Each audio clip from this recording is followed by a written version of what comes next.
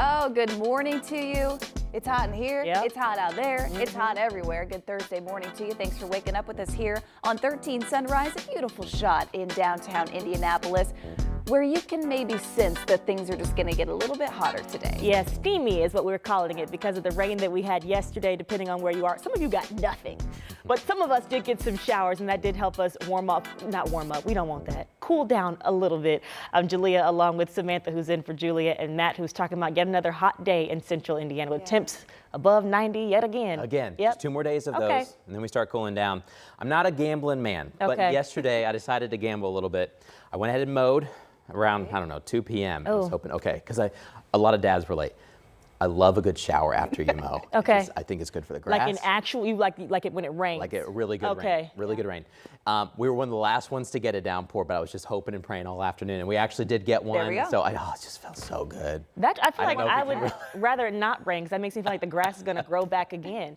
That's true. Yeah, but I don't cut grass. Maybe that's why I don't know anything about that. I'm going to let you have that one, man. Whoever cuts grass, they understand what I'm talking about. But maybe you'll get a downpour today, and hopefully it helps cool you off. That was the big deal yesterday as we reached into the low 90s. A downpour came, and maybe it cooled you off. But this is what the map looks like. It is messy. This is what we mean by hit or miss. There are some of us that got nothing, nada, and then some of us just got absolutely drenched yesterday.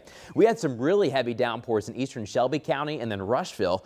We got a lot of rain. That continued into Connorsville. We had a couple severe thunderstorm warnings at times as the really beefy cells with a lot of rain cool the air quickly and create a lot of gusty winds. So we had winds, we had rain, we had thunder.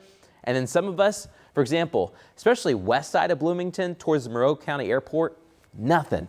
They had pretty much nothing on the north side of Columbus, and then right around Franklin, pretty much nothing. But then others of us got drenched. I wanted to show you some of the rainfall totals.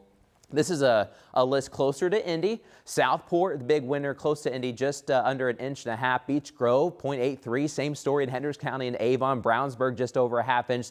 But then look at Zionsville. You know, we had a little bit more on the east side, but kind of more on the west side, a little bit less than the airport at downtown, just 0.01. But then actual downtown Indianapolis at the skyscrapers, just under 1/2 inch. So you kind of see where we're going. These rain totals all over the place. Now let's get you outside of Indianapolis. The biggest winner, the Arabians in Pendleton, over 1.5 inches, about 1.25 inches or so right around Ball State. Connorsville got a lot of rain. The Spartans got drenched. The Dragons in New Palestine got a lot as well, and the Newcastle about 0.21. So it was a wet one. Coming up, we're going to let you know who has the highest chance of some rain later today. But let's talk traffic this morning as you're headed out the door.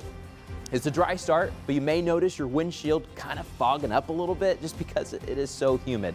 But no accidents as of right now. But when we look off towards the west right now, or towards the east, we're looking towards Greenfield. We'll be looking at some of the highway speeds, maybe a little yellow there, but we'll take a very close look there. On Greenfield, of course, got the construction. Traffic's moving.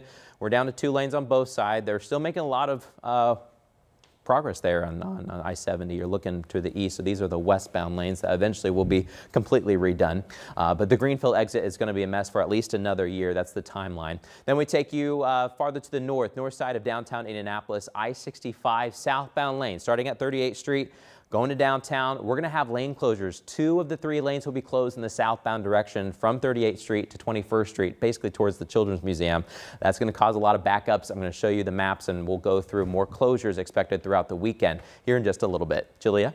All right, thank you, Matt. Let's get to this controversy now in the City County Council. One councilor voted out of the Democratic caucus, but now appears to be back in this morning. Councilor Krista Carlino called for Mayor Joe Hogsett to resign, but is now walking back some of those statements. It's a lot to break down. Anna Chalker joins us this morning with a timeline of what happened over the course of 24 hours. Anna, how did this start and where did things change? Well, ladies, it really kind of all started last week when Carlino called for Mayor Hogsett to resign and for the council's president and vice president to step down after the investigation into sexual harassment allegations against Thomas Cook was released. And we know this has been a big part of it. Carlino, she was a big part of it as well, the chair of the investigative committee through this, which hired an out-of-state law firm who found Hogsett acted in legal compliance through all of this.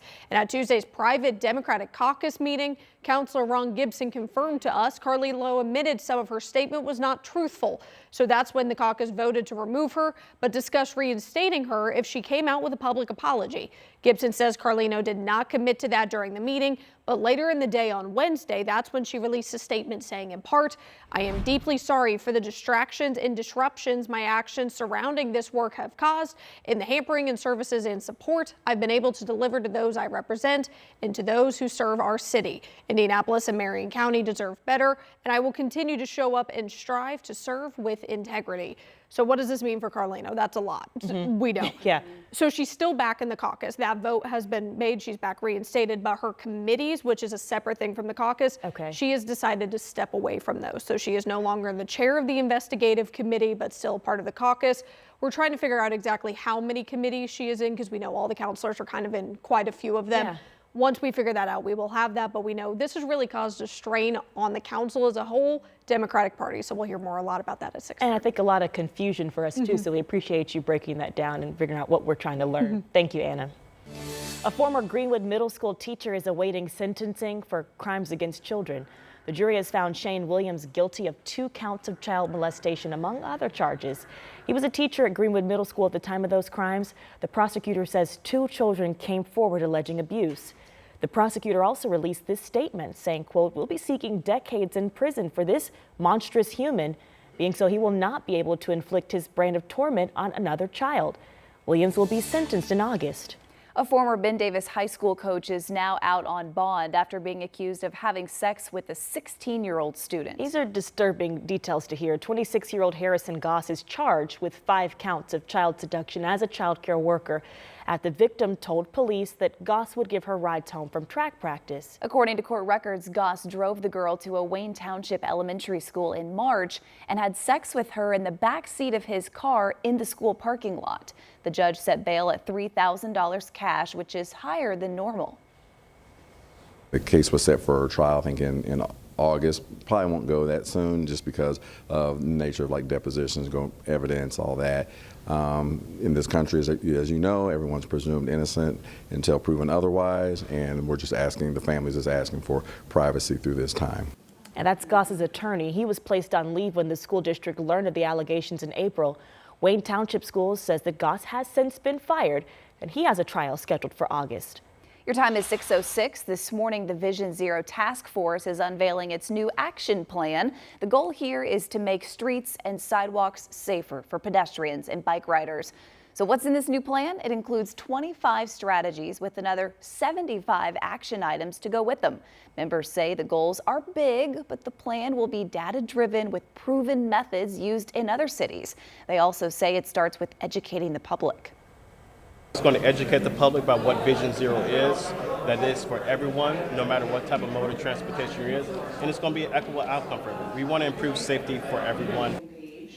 The overall goal of the plan is to reduce the amount of Hoosiers killed in crashes each year by 2035.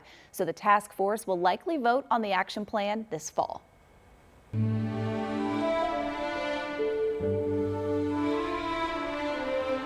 Happening today, honoring the life of Boone County Deputy Jacob Pickett, killed in the line of duty. A memorial mile will be renamed in his honor today in Boone County. Deputy Pickett died in March of 2018 after he was shot in the line of duty by then 21-year-old Anthony Baumgart, who is serving life in prison.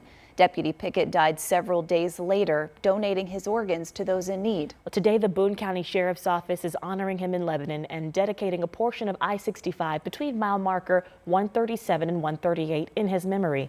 That ceremony starts at 9:30.